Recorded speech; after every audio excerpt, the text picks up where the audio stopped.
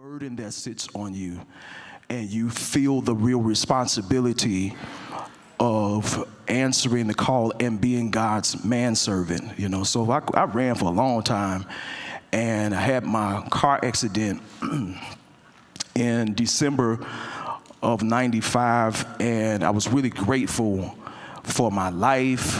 I didn't have any animosity to the people that caused the car accident or anything like that, but as a result, I lost my voice. I don't know if many of you all knew that, but I lost my voice for about, I'm gonna say maybe 6 months. To the point, I'm not just talking about being hoarse, I couldn't, I was trying to call my mom. my lungs needed to be repaired. Charlene would be coming over to the house trying to make me blow into that stupid ball thing.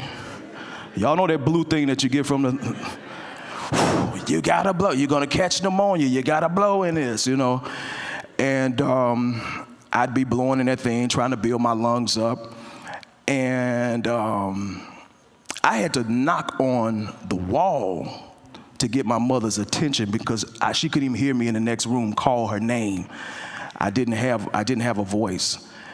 And I went to the doctor to ask him about it. I'm like, hey, I can't, I'm a young guy. I ain't gonna be able to sing no more. And he was kind of dismissive to me because they knew they really knew how bad of shape that I was in. It was kind of like, if you're here at all, you really should be glad. And that was kind of his response to me, was like, you really should just be glad that you got your life and don't worry about your voice. And I remember after having to accept that life would be different, I laid on my back, and I just as clear as day, because when you're in the house and you're sick or you're recuperating, you only sleep at 1 or 2 hours at a time because you always sleep, ain't got nothing else to do. You just there, so and I woke up at about 2 o'clock in the morning, and the Holy Ghost said to me, you've been singing, but I'm gonna give you something to say. And I wind up preaching my first sermon. When I told the Lord yes, I preached my first sermon somewhere in the spring of the following year. And I just took that raggedy voice up there and gave God what I had. Wasn't even really fully restored at the time. And then over time, my voice just came back, and to God be the glory for that. But as I started serving in ministry, my gifts and my anointing allowed me to hook up with another ministry in Maywood, Apostle Donald Alford, and Progressive Life-Giving Word Cathedral was where I was sent to work. And it was there that I really developed more of my leadership skills, had more responsibility there. I had a lot more people to cut my teeth on. Church at that time had about 2,000 or 3,000 people. And before I left there, I was serving as director of worship and arts and also director of ministries. We had about 13 departments with people in all of these ministries. And in the music ministry alone was about 250 people. And I was getting ready to accept a position to be senior associate pastor there. I was going to be actually his co-pastor at the time, and it just wasn't God's will. We're still connected in ministry, but that just wasn't the time and the place for me, and it required a lot from me, but I actually learned a whole lot having the opportunity to do ministry with people that don't know you. Because the amens that you get at home are different than the amens that you get out on the street where people have to learn you. And I came in to that ministry behind another very dynamic pastor and worship leader at the time, Pastor DeAndre Patterson. And those people really loved him. And they respected him, and so basically I was the person to come in and fill his shoes. And they were big shoes to fill. And lots of disappointments for me, not because I didn't have the goods, but because people suffer from their perceptions and from their if you just love somebody, it's hard to go in and replace somebody. Don't mean that you don't have it, just mean that we used to what we're doing, you know, and they're just familiar, you know. But I was able, I needed that season because I was able to watch God affirm the call that was on my life. At that time when I took over those positions, even when I took over the music department, a lot of people left, followed Pastor DeAndre to his church. People just, the church dynamic just starts changing, because when you change big leadership spots, things, the constitution of a church starts changing. And there were Sundays that I was just on the organ and on the keyboard, having to play for myself, having to lead worship, having to rebuild. I literally saw the department dwindle. And before I left, every area that I was working in was thriving and flourishing. And that was refreshing, because it was a lesson that I would not have necessarily learned had I not left home. Because home won't treat you like that. Home gonna say amen if you ain't saying nothing. Amen. You know, but I had to grow up in a way that wasn't available to me in seasons and places of familiarity. And it was in that season that I knew that I was being called to pastoralship, just didn't know what that looked like and where that would be. So I started, when I resigned there, much of my reason was because I had to come out of someone else's picture, because sometimes you can get trapped in somebody else's picture for you, you know. And I needed to come out of there to just give myself some time to just really figure out what God was going to do with me in my life, separate from music, you know. I have what is called a Davidic mantle, a Davidic anointing, where you operate as priest and musician, you know. And I had to accept that music is going to always be what I'm connected to. That's why I don't find it no problem when I come in, even if I got to preach, I'm on an instrument or I'm over with the music department, because that's part of who I am, but it's not all of who I am. And so I've taken some time. I've had one more job working at Sweet Holy Spirit as a minister of music there. And this is no stab at them, you know, but I knew that I had overextended my season as a minister of music, okay? Let me just put it that way, you know. Sometimes a season is just up. I can help and I can assist, but I had entered into another minister of music season knowing that season was over. So it didn't, I was there for about 4 years, and then I finally had to just say, all right, let me just go and sit down. So I went home. Lucky for me, that sounds stupid. I was getting ready to say, lucky for me, COVID hit.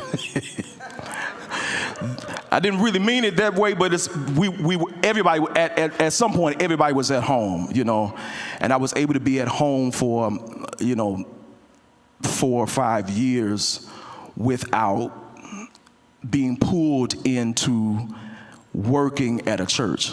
I wasn't even visiting churches, because if I came here, I was going to be put to work.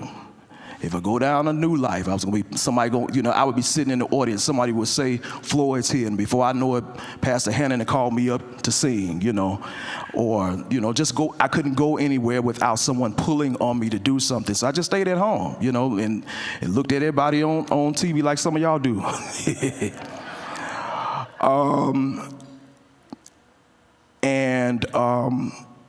So about a couple of years ago,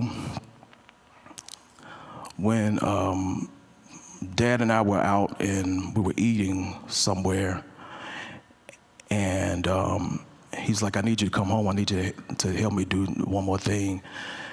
And that was my story of coming back here. It was no promise of, this wasn't even on the table. This wasn't a conversation about, I want you to come home and take over the church and all that kind of stuff. He just wanted me near him in ministry as he got ready to transition, And I told him then, I said, if your idea for me is to serve as something in the music department, I ain't your guy. And didn't I say that?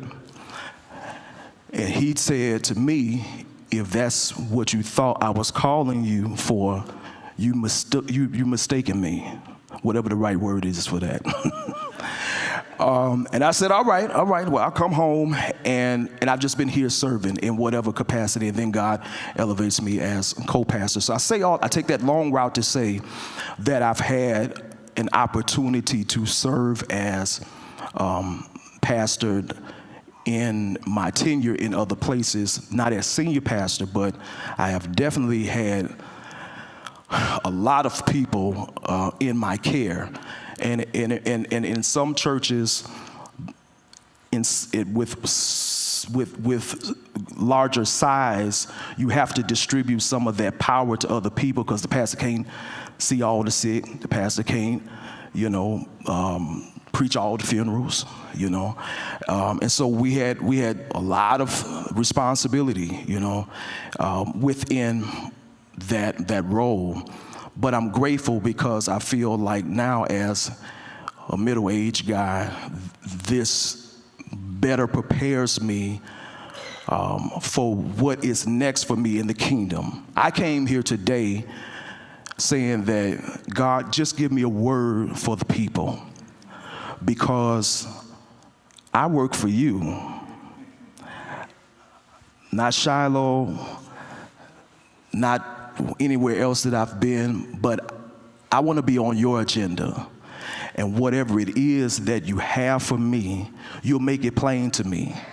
You'll make it obvious to me. And if you don't make it obvious to me instantly, it'll become, what the song says, we'll understand it better by and by. And so I have been afforded. Y'all like my shoe? I just got a good look at that shoe. I said, man, that's a nice shoe. I've been afforded the opportunity to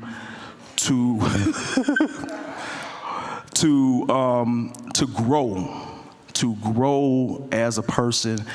It is also the conversations that I have with other people, other leaders, not just here, but in other places, in other ministries, is that you've got to walk out your own path. You've got to find who you are. You've got to be confident in who you are. You have to be willing to die. Yeah, you got to be willing to die. No seed is any good unless it dies to the ground. You have to be willing to be exposed. You have to be willing to be uncomfortable. How many of y'all know that this is not comfortable? I don't care how much I'm making it look comfortable to you. It's not comfortable, to have people sitting, looking at you, ready to ask you questions that they ain't ready to answer them for themselves. But I'm yielded to God. I'm not perfect, but I'm yielded to God. I ask God to grow me in whatever role that he has for me. And there has been questions of people saying, do you want to be our pastor? I want to serve you, but I have been serving you, in ways that you don't even know, and it's okay. But I want to serve you. I want to continue to serve you. And so that is part of a synopsis of what would be part of my journey. Not to say it a whole lot, so somebody ask me something so I can talk about something else. I appreciate you, Chopper. I appreciate you. Chopper, you gonna get us in trouble. You go. Yes, Kim.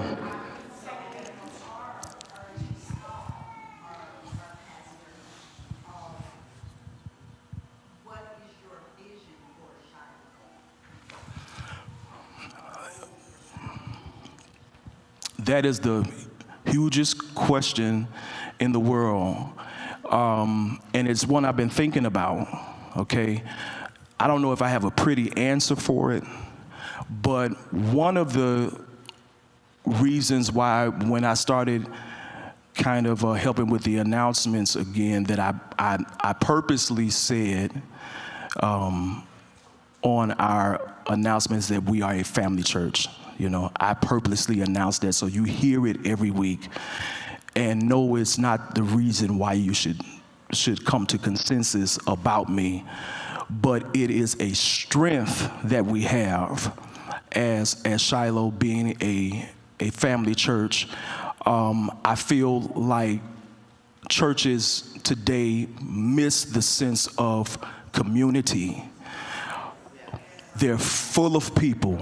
And I know this because I've worked at some of them, and they have good presentation, but the folk don't know each other. Your name shouldn't have to be on a list for somebody to call you and pray for you when you're sick. Somebody in your community should know that you're sick. Someone should have an opportunity to know something else about you, One of the reasons why I wanted to do the parking lot fest that we had back in the summer was it gave the church an opportunity outside of being in a service, just an opportunity to bump into folks. How many of y'all were here long enough to know who Mrs. Talbot was? Okay, so I'm getting ready to say something in much respect. You new members here haven't met a Miss Talbot because we've shielded you in a way where you don't have to be in a situation where you need to know a Miss Talbot. She loved this church, she worked hard, but if she had, some things to say to you or whatever the case is, may come off a little rough, all right? Somebody, I didn't say that. I didn't say that, but that's your interpretation down there. But here's what I'm trying to say.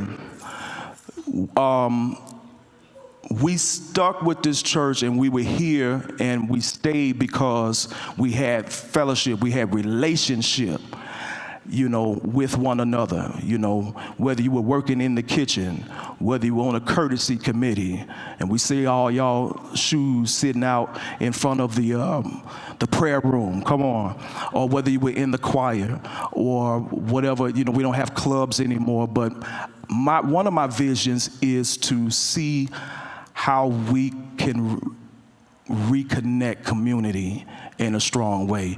You can get a lot of things done.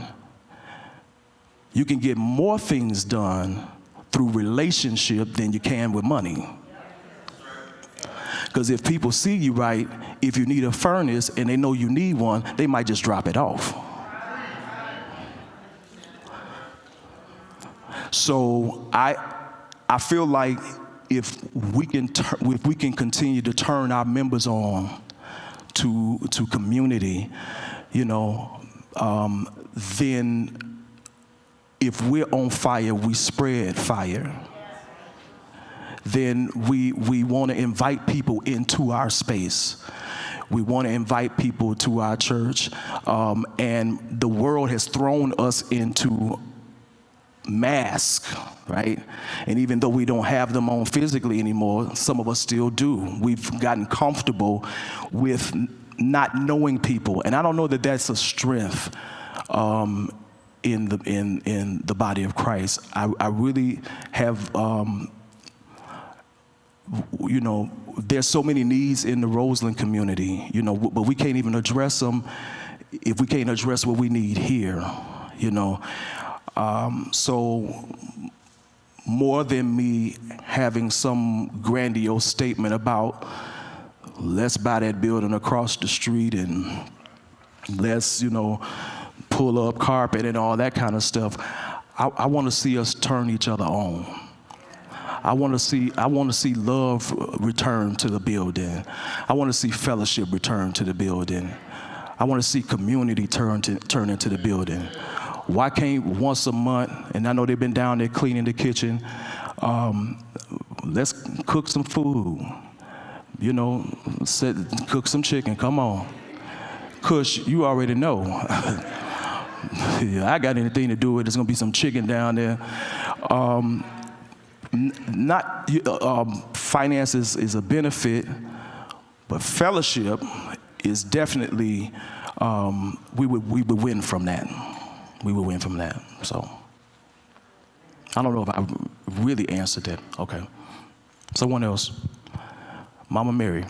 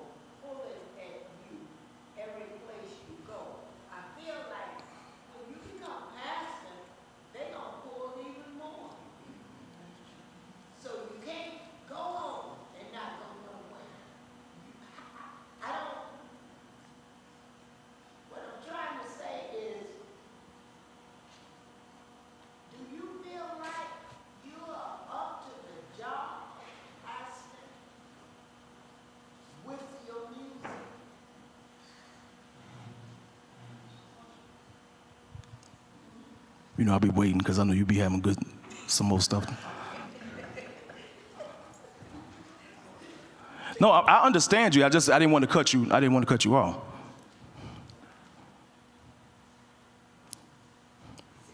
It's in my head, but I don't know how to use it. No, I hear you. Let me tell you what I think I heard you say. How effective. I might have even. Meaning like this. Will Shiloh become on an upward scale? Mm-hmm. Because I feel like now we will settle. We're like right here. Mm-hmm. I'm trying to see, what I want to see is Shiloh become upward. Mm-hmm. Do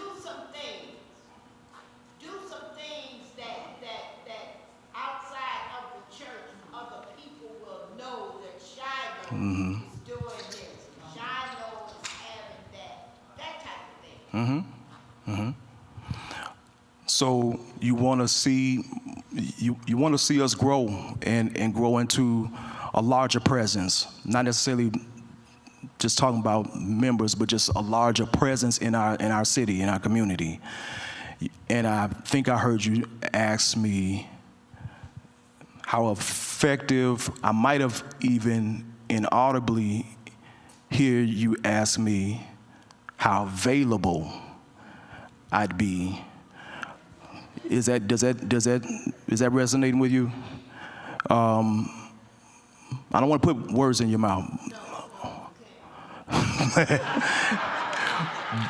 But am I close to what you're asking? Because I want to make sure I'm answering what you're asking.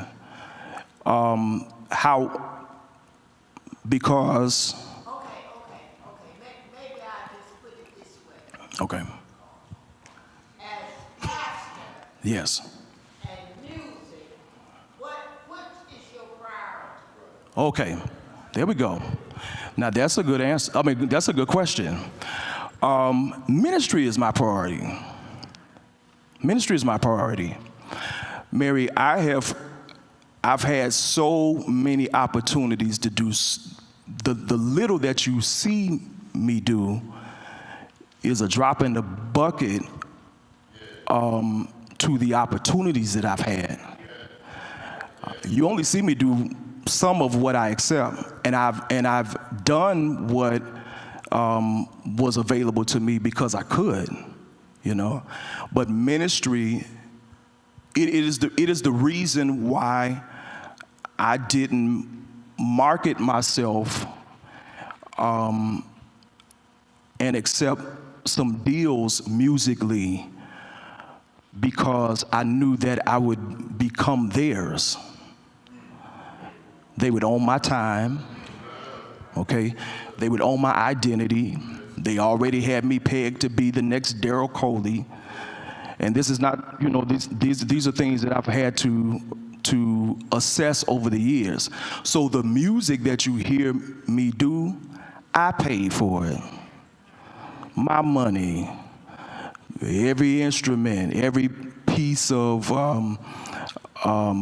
advertisement, you know, it's what I put out because I did not want to belong to anyone, because I realized that music is my gift. Preaching is my calling. Okay? Which was why I was describing that earlier about how I sat at home not accepting the pulls from pastors in the city, you know, that wanted me to come and be connected to the music departments and all of that, is because I knew that was not my next season. I just didn't have clarity on what the next season was. And this has been for years. Right here down the street, Powerhouse, William Hudson, you know, I've had a conversation with him years ago, you know. I turned it down because I realized that, again, that pulls me away from me being the seed that I need to be for a church, you know. So I also feel like because of my gifts, it allows us to do some things that we probably haven't done before.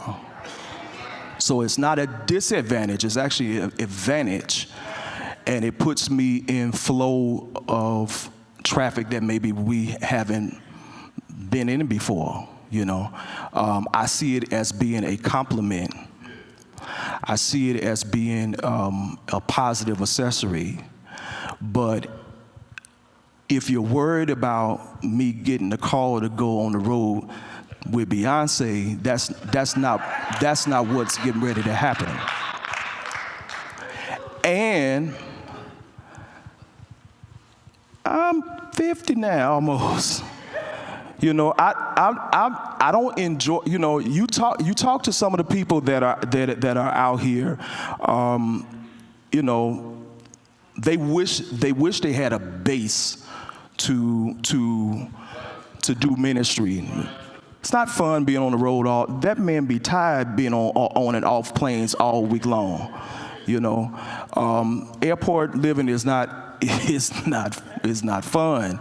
You know, so what I want to say to you, and I'm hoping that you can hear me say this, is I'm not looking. Shiloh is not a breezeway for me to wait on the next call to something else that's better than what I got right here. If you can hear that, you know. And I'm not just saying that for fluff. I'm saying that because it really is the truth, you know. It really is the truth. I appreciate it. Robin.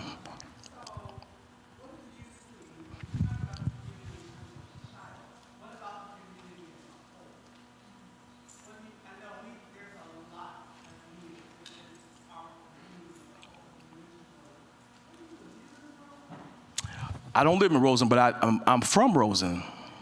Yeah.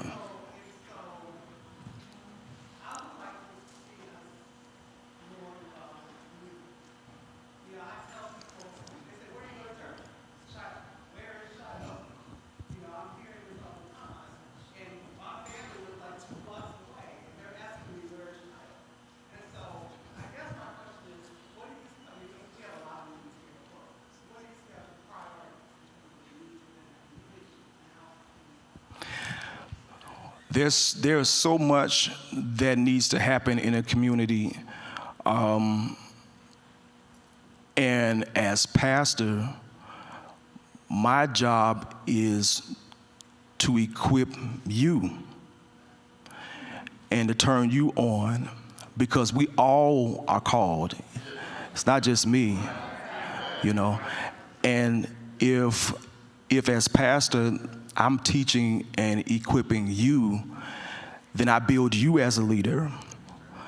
You turn the people on in your community. You help me identify, even if it's something that I don't see. I may not know that there's a drug house around the corner, but you do. And as a pastor, what building blocks am I giving you as a leader to and a safe space to come to us in leadership to say, hey, I think that we can help so and so, so and so, so and so. That's the reason why I started a conversation with community, is because the pastor ain't gonna see everything.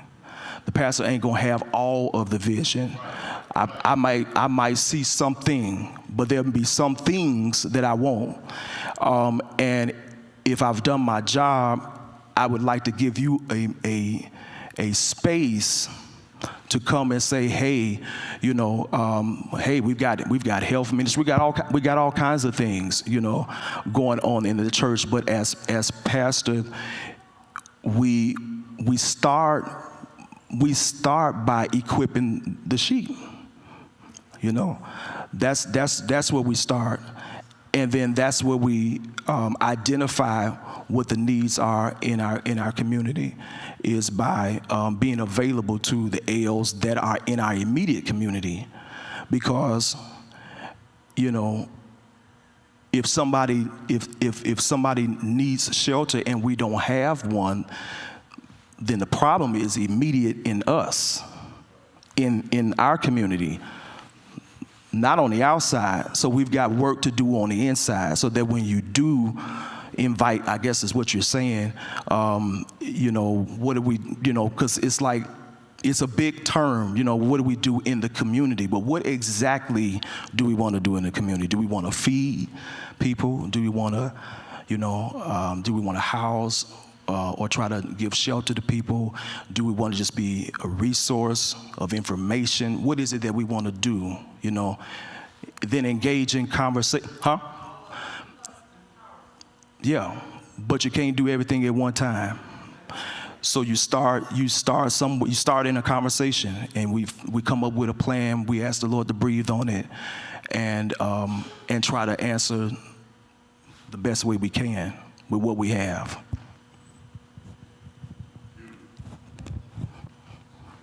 What about the vision for our church building infrastructure? So the question is, what about our church building, and what's the vision?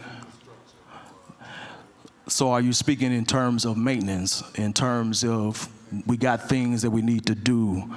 Well, there's a vision. So here again, we've got a vision on the floor, and we need to.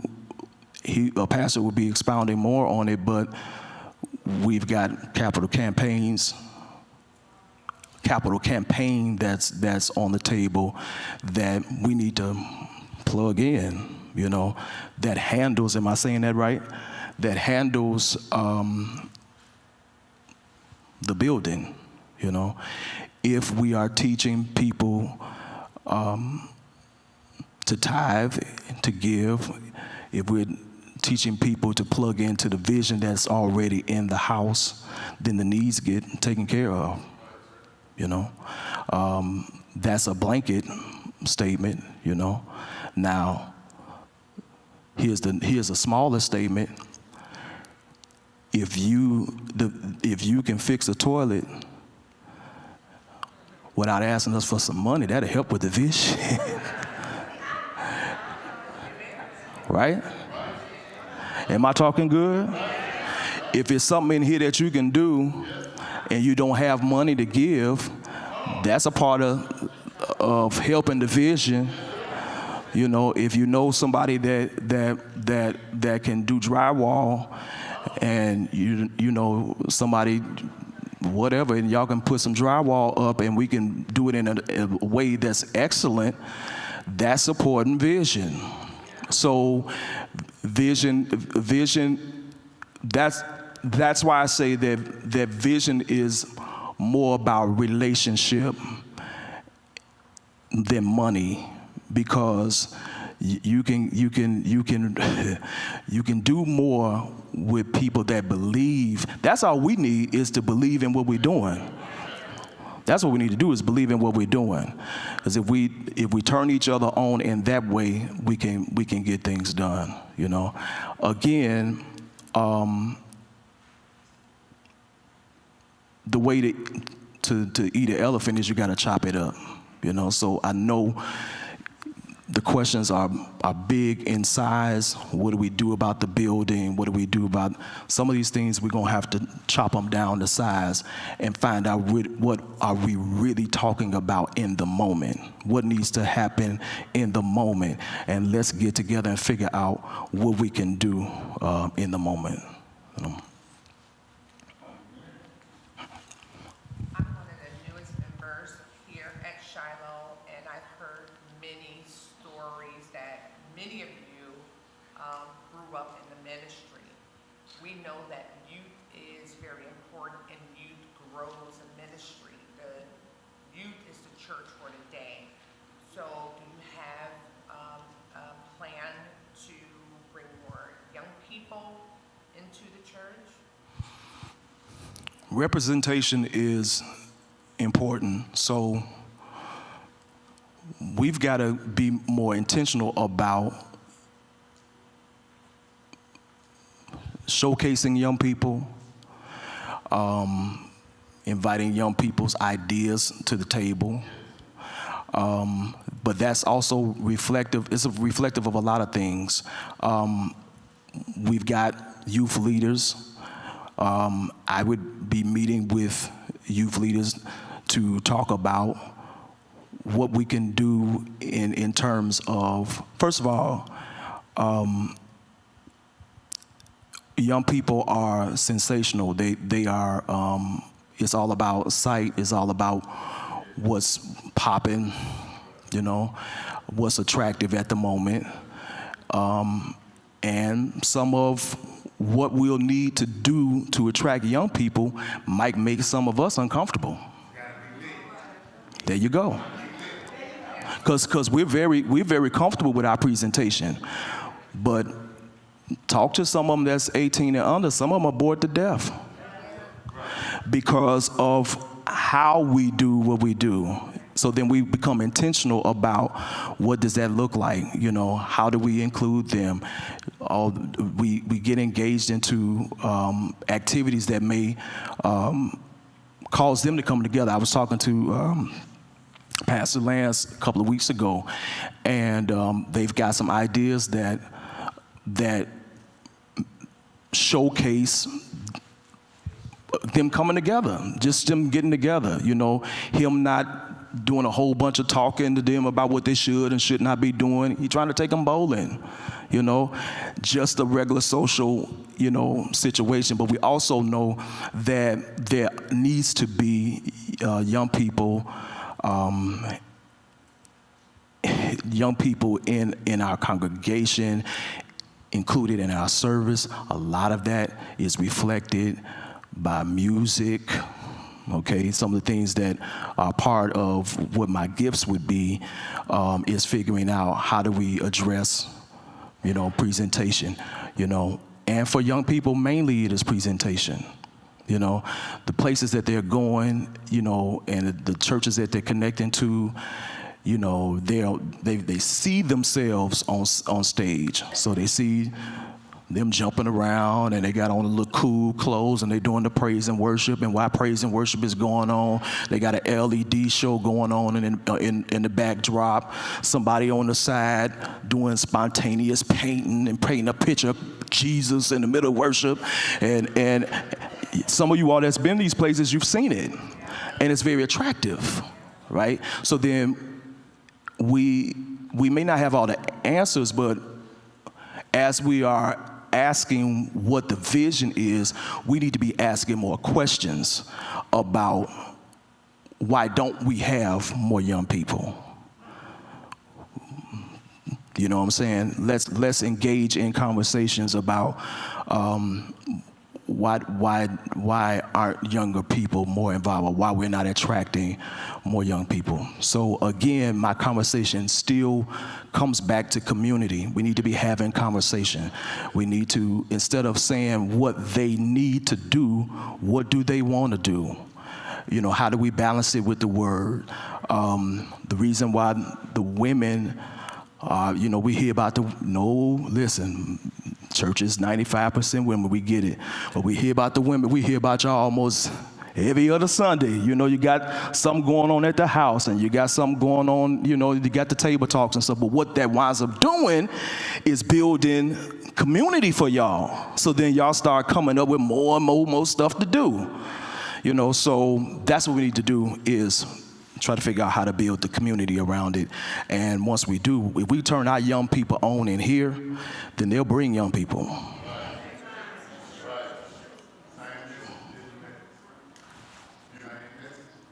Yep. We got to get, one of these Sundays, we got to get Chopper up in here rapping. Chopper said he got bars. Chopper told me he got bars. We got to get bars. We got bars, you know. And we figure out how to implement that in a way that's inclusive, right, to what we do as a church. And don't turn off our seniors to be like, I don't like that. You know what I'm saying? So it sounds like a conversation that continues. All of these are conversations that we continue to have, not just for the next pastor, but for church, period. You don't have people going to church the way that they used to. And it's not just here in Shiloh. You know, it's everywhere. So there's so many conversations that's on the table about getting people into a room, you know, because you just, and the life of what we are doing is going to be in young people that we can attract. Because many of y'all ain't going nowhere. Whether it's me or whoever that come in here and pastor, a lot of y'all ain't going nowhere. You have served here. You want to be laid out in front of this altar when your job is done. You know, young people ain't like that. So by the time we get through, and I don't say this crassly, but by the time we get through burying everybody, where's the church? Right? We have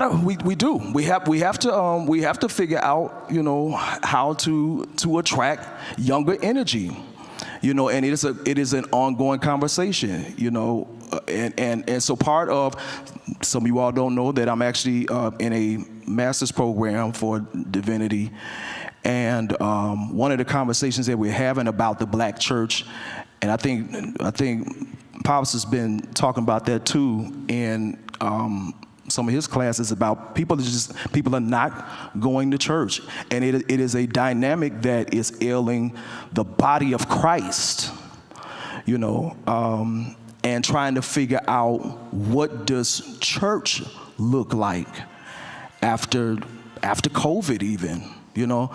Yes, sir. Piggybacking on what Kim and whatever Dr. Washington, that's what you said. On the pastoral side, you know, I think all of us, have a pretty good idea of what we've been doing and had to do on the musical side of the ministry over the years. Added to it, it's gone out of road. On the pastoral side, what are you offering, or will have to offer Shiloh on the pastoral side?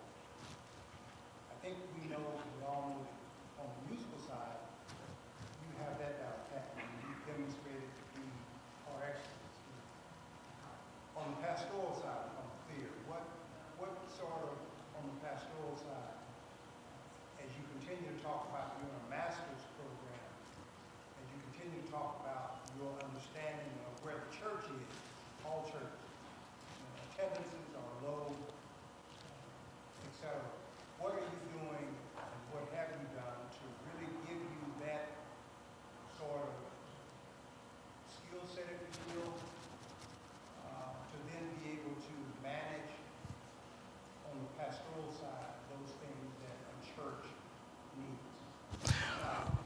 Okay, so I'll revisit the conversation that I had about my tenure at Progressive Life-Giving Word Cathedral, and in that space, I did serve as a pastor in that house, and what that was is I took care and taught and built the community of people that I was responsible for, whether it be counseling, whether that be certainly administratively,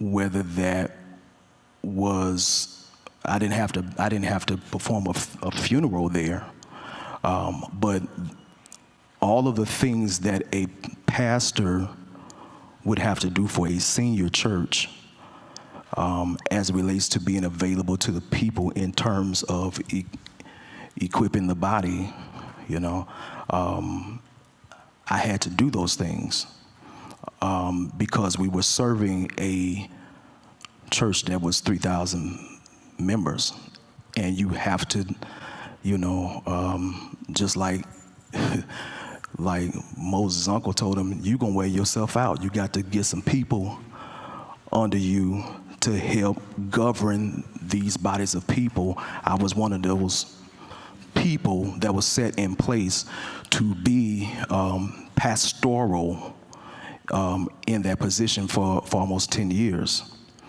And so I'm not, I want to make sure that I'm understanding clearly maybe your idea of what is pastoral, because I think that, you know, music, because you can hear it and you can see it, it's more obvious, you know. But so that I'm not missing your understanding of what is pastoral, could you shine a little light of what your perception is of what is pastoral? I think it's a long way to express. Plus, you're moving into it when you talk about even the master's program and getting an understanding they're learning church dynamics. And what I thought that pleased me was the fact that you have now immersed yourself in the process of learning from an academic or from an educational point of view those tenets of being a pastor, coupled with your own personal experiences as a pastor. Combined, that means and suggests to me that you are well on your way to being able to come in and command a church such as the Shiloh, to be able to not only do the musical and the ancillary things related to music ministry, but also the pastoral. So not only give a sermon, discipline of sermon, but also church administration, community, church relations that you spoke on very, very, I thought, eloquently, very, and now looking at putting the broad piece together, which is, yes, whether it's the seminary or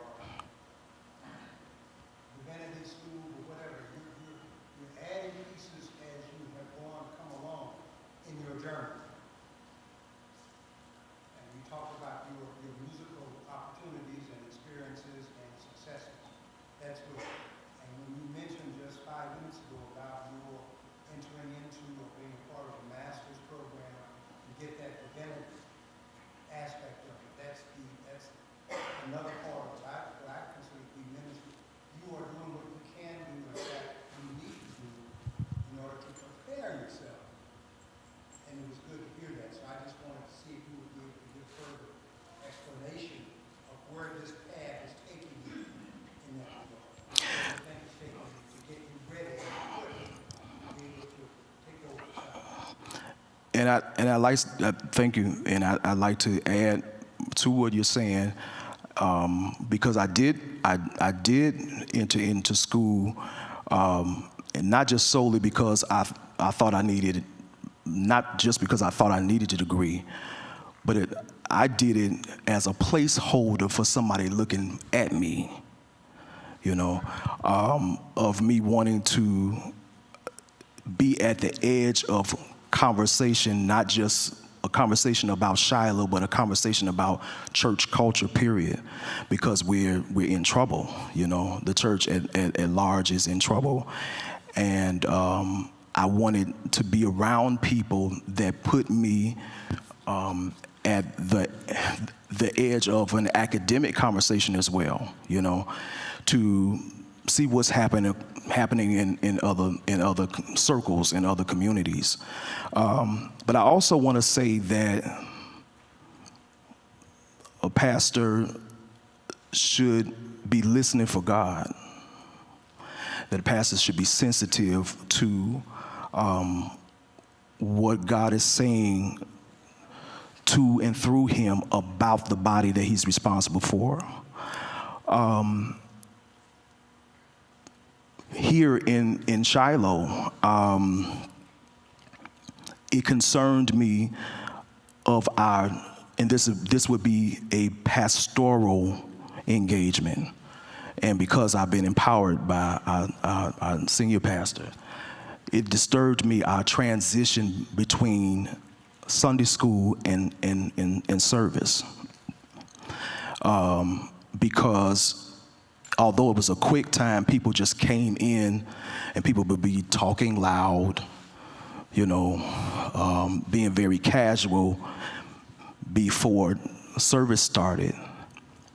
And as a pastor, I felt like we needed to be more intentional around coming into a service, coming into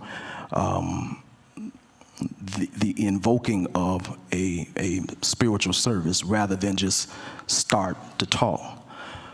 So what I did was I got with another pastor in the house and said, hey, we need to put together a prayer team.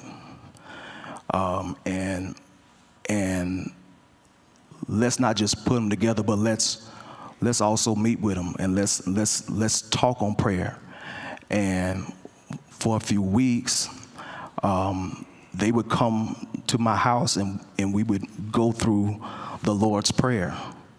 And we had discussions about the Lord's Prayer in ways that we haven't really had dynamically before. And we would talk about the need to entreat God in a certain kind of way before we just open up a service. And so when you come now, you'll see some ladies walking the floor. This is not accident. This was put in place from my pastoral side, because I had discerned that we were a little insensitive about how we were coming in. And so instead of me complaining about it, I said, let's see if we can we open up some prayer. And those of you all that are here, you know that you feel the difference in how we start services on Sunday mornings, and it is evident throughout the rest of the body of the service, with just some intention around what it is that time. And they're not up there to preach, and they're not up there to holler on the mic or anything like that. Just inviting people to quiet their minds and just to get into a place of intentionality around coming into a service.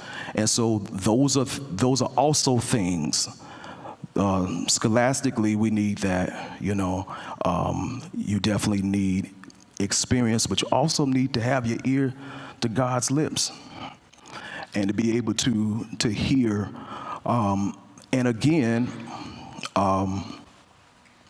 the senior pastor, because his scope of responsibility is so broad and vast, he empowers us as pastors in the house to also help him lead the body. So that is the work that is not always visible and not always known. You can turn the radio on and see and hear what I've done, but that's not always things that you'll know unless we've said it. And so for no glory, just to say that there are things that are happening in the background. I can go on and on about the things that I would have experience in as pastor, or that would be pastoral activities, but you get the picture of what I'm saying. Yes, sir. Oh, I thought you had to hear him. Good morning.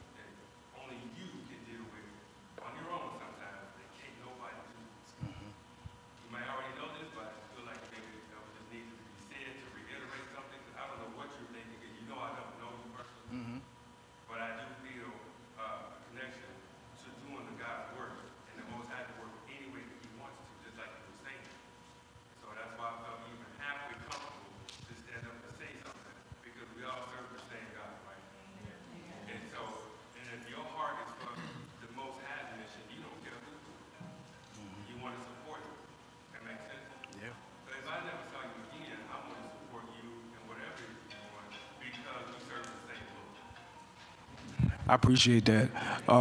That is in confirmation of what I was speaking about this morning. You know, you can't get introduced to faith without doubt. You don't get introduced to faith unless you feel like it's something that you can't do, you know, or something in some area that is uncomfortable. Do you know that after I've been singing is before I could read? And do you know I still get nervous when yes, I still get nervous when I have to sing, especially if I've got to sing, you know, I sang at I can't all kind of places, you know. But I've gotten comfortable with the space between my confidence and my doubt in myself. And that space is faith. Is when you feel like you can do everything, you don't make room for God. You know, you don't make room for him to teach you. We all should be in a space where we're continuing to learn. Or, you know, if you only know one way home, if you get down the street and it's blocked, how do you get home? You know, you got to find an alternative route to get home. And that's what faith does, is it gives us alternative routes home. Yep. Yeah.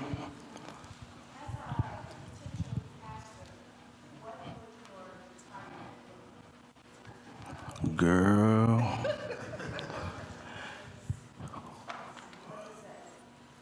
Well, listen, my clients that's in here right now need to be scared about what my business retirement gonna be.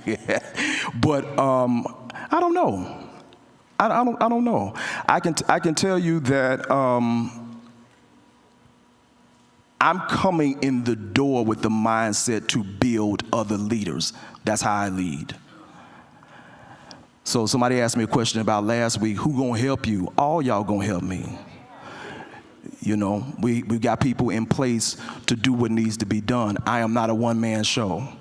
So I'm coming in the building to develop other leaders.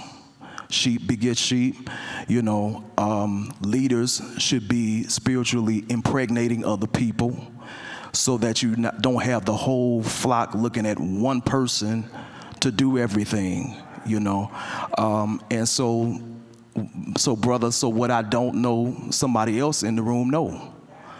You know, somebody else in the room knows how to get it done, you know, and I stay teachable to be able to receive in spaces where I don't know.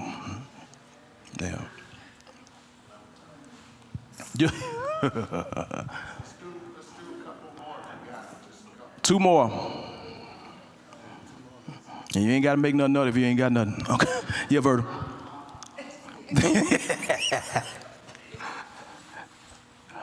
Okay, Chopper and then Dr. Kevin. I just want to say, you got it. I believe you. I trust God for everything. And I said, we might as well just go and let him get it.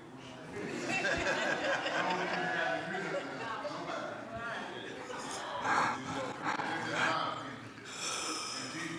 opinion. You my boy, Chopper. You my boy. You my boy.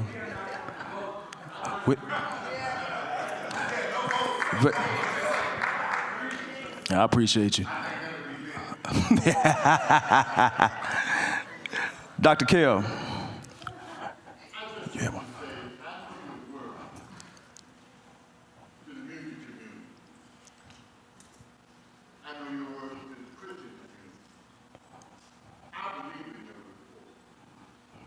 I thank God for you. I thank God for you here. And I believe in your work for this church. Thank you. I just want to make that statement today. I believe in your report. God bless you. Bless you. But bless you. We got Mike and then this mother right here. I just wanted to say I love you. There's going to be no perfect person to lead this church. That's right. The question is, can we work with them? And the only way we can work with them is if we give them renew commitment. That's it.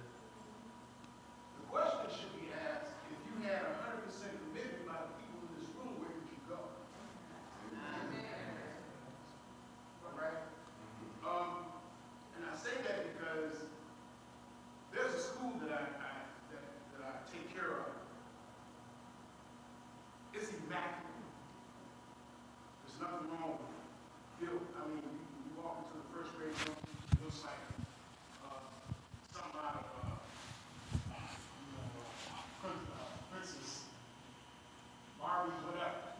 And it's only because the people in the actual school, it's the parents. They put forth the money, they build. They don't ask if they got construction people. All right? They have those resources within their own school to take care of it, to make it look like it does. We got the same thing here. There's nothing new.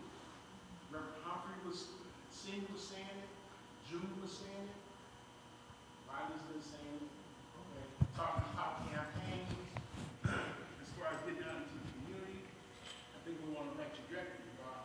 When we were having those Sunday school meetings, we had that information, implementation ready, the COVID. Okay? So, as we're, this is our guy. He came from here. Yep. It ain't like, it's not like we don't know him. All right? We do know him. But, the question is, we know him well enough where he can make a mistake and we can pull him to the side. Okay? And get things rectified. And take his spiritual guidance. That's the other. Taking his spiritual guidance. And I think that's the question we all need to ask ourselves. All right? I think this is another gift to Shiloh.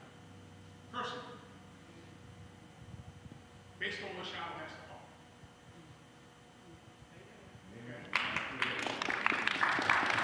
Bless you, man. Yes, mother. I just wanted to say it took me about 6 months to join Shiloh. I watched everybody in here. I watched the leadership. I want to compliment Reverend Patterson regarding how he orchestrated it. I want to thank the Shiloh members for sitting in after church asking the critical questions. God will lead us, and that's what we need to follow, is God lead. You're a good candidate. God put you here for a reason. You're all here for a reason. So let's work together and make it happen. Amen. Love y'all.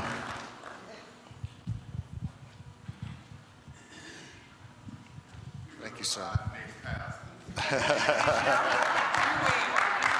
Thank you, son. I'm sure glad we did this. Yeah, and let me take a minute to thank the folks that are on Facebook, because I saw some names of some folks that are really, really critical, and folks were even asking me the question, do we want to go live? I said, absolutely, we want to go live. Here's a reason why. I do this all day for corporations that are managing hundreds of billions of dollars. Did y'all hear what I said? Hundreds of billions of dollars. And I'm teaching them about the importance of trust. And one of the greatest things that Stephen M.R. Covey, the son of Stephen Covey, taught me personally was that transparency is one of the most essential components that leads to trust. If you don't have transparency, meaning if if people can't see through your process from start to finish, they won't trust you. They will not. And people have asked me the question, Pastor, why don't you just choose? I've done that. And Charlene can tell you, it didn't work out too well. It was a disaster. And I watched the church that I gave birth to die on the vine. And at the time that they should have included me, they chose not to. The guy that I put in place chose not to, and they died. I've seen it happen. You know, y'all know I'm not new at this. I planted 3 churches before I came back here. So I got a sense of how this works, y'all. I got experience. My resume proves it. That's the first thing. The second thing is, as Dad used to say, I'm bone of your bone and flesh of your flesh. I know this congregation, and we're at a pivotal time when the congregation really needed to have input, full involvement, because full input and full involvement leads to full engagement. It's what my brother was just talking about. The goal is to get folks to the place where you're committed to the Lord first, to the church second, and to the pastor last, in that order. Because if you commit to that level and to that degree, then what needs to happen here will happen. The manifestation will be evident and apparent. You'll see it. And so the process is put in place, sounds foolish to some, seems foolish to some, intentionally. And so I was grateful for the folks that showed up on Facebook. Sharon Gamble was on Facebook, y'all. Denise Grant was on Facebook. You had folks like that who've been a part of this ministry even before I got here that were on Facebook. I needed Mary to be able to ask her questions. I needed Ray to be able to ask his questions. I needed Minister Jaja to be able to ask her questions. These are critical questions. And they're so significant and important. I needed Kimula to ask her question. These are questions that are so critical and important. And the difference between what y'all know and what I know is light years when it comes to this guy. I know this guy. When his daddy got out of here and he was 10, 11 years old, how old were you? 15. He felt like he was 10 going on 15. But when his daddy got out of here, that's who I became in his life. And so I know him. So everything that he shared, I know, but y'all don't know. And because y'all don't know, you needed to hear it from him, not me. So that you had the opportunity to understand who God has made him to be. So when I was saying earlier, don't call him because he's my son, call him because he's God's guy.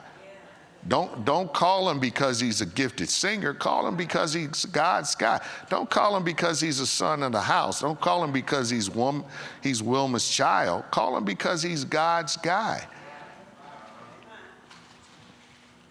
If we really believe that he's God's guy, which he is, then what's supposed to happen will happen.